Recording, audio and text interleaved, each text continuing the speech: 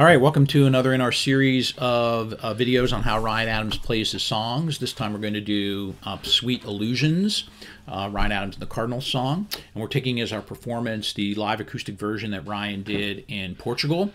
You'll see the link to that YouTube video below. It's actually just an audio of the performance. We don't have a video of it. And since we don't have, I think it's also the performance on the Life After Death record, which I recommend highly. It's hard to know what instruments he's playing because we don't have a video, but I'm pretty sure he's playing his Harmony Jet Black Sovereign for that song, and in that spirit, I'll be playing my Harmony Jet Black Sovereign as well. Okay, open chords. First capo on the first fret, open chords in the first position throughout the song.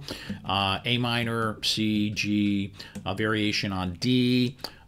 Some G suspends, but no bar chords. Very straightforward, although tricky to play like a lot of his songs are. Pretty much the same chords consistently throughout except for the bridge.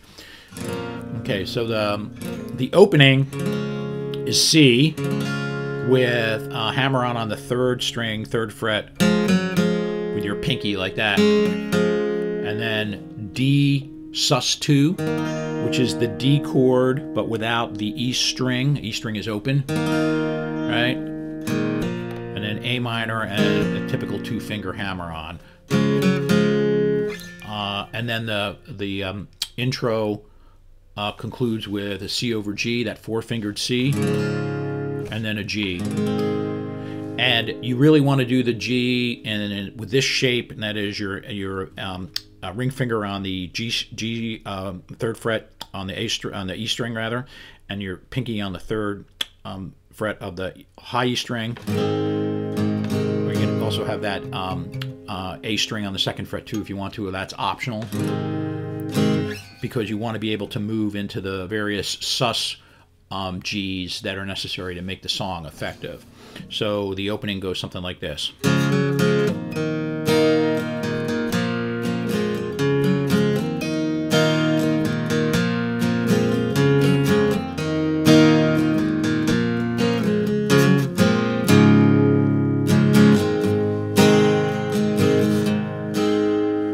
And at the end he does this little trill to get back into the C over G.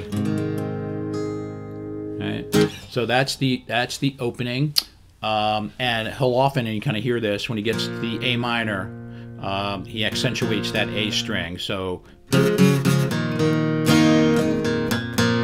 bum, bum. You'll hear that in a lot of the turns that he does. Okay, so that's the opening.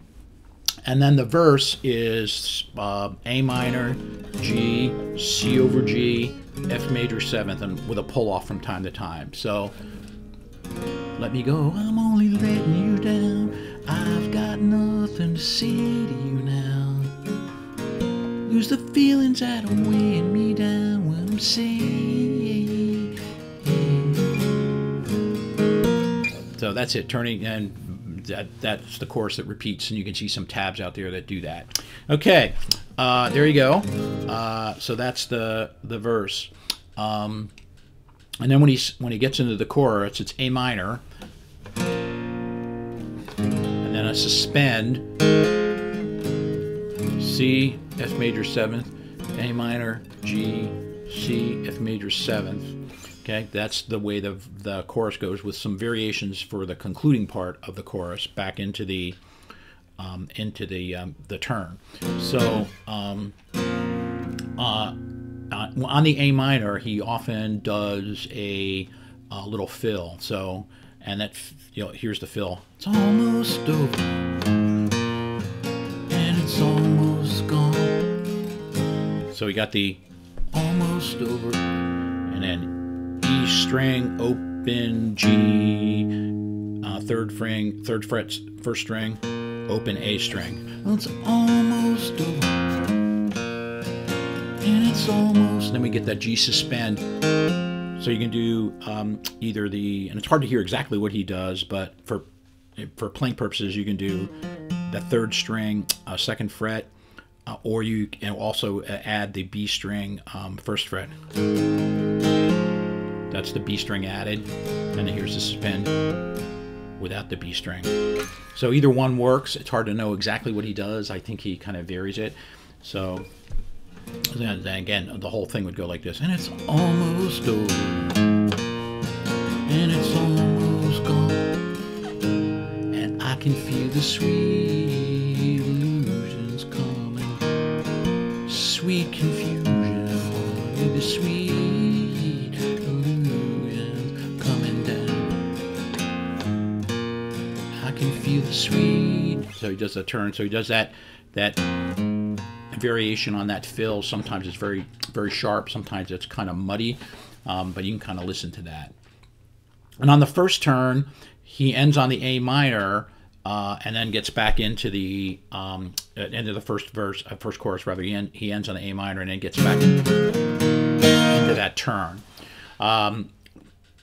In the second chorus, second rendition of the chorus, though, he ends on a G suspend, which is a chord that is just the two lower strings, 3rd fret, and then you pull off on that A string, but keep your index finger, middle finger rather, on the 2nd fret, 2nd string. So it's almost over, and it's almost gone, and I can feel the sweet illusions coming, sweet confusion, honey, the sweet illusion. F major 7, the G suspend.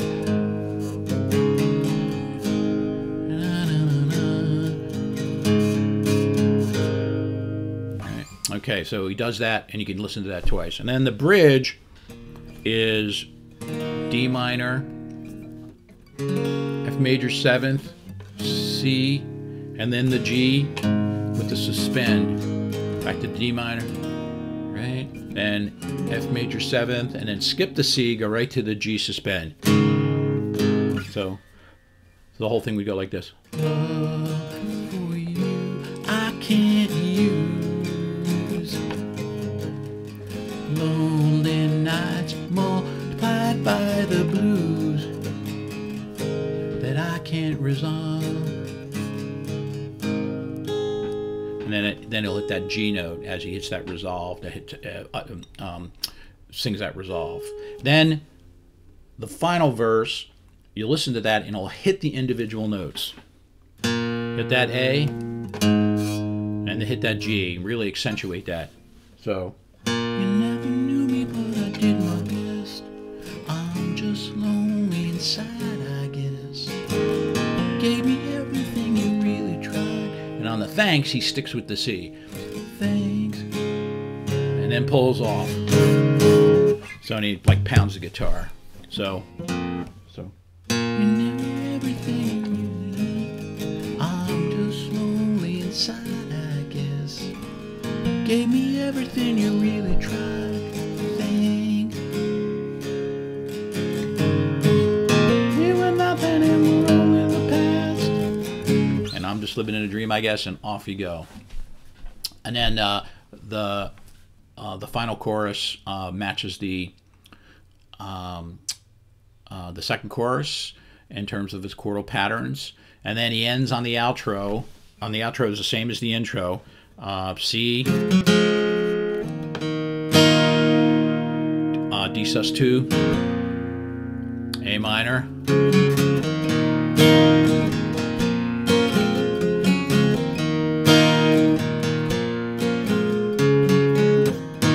and it ends on that D sus 2.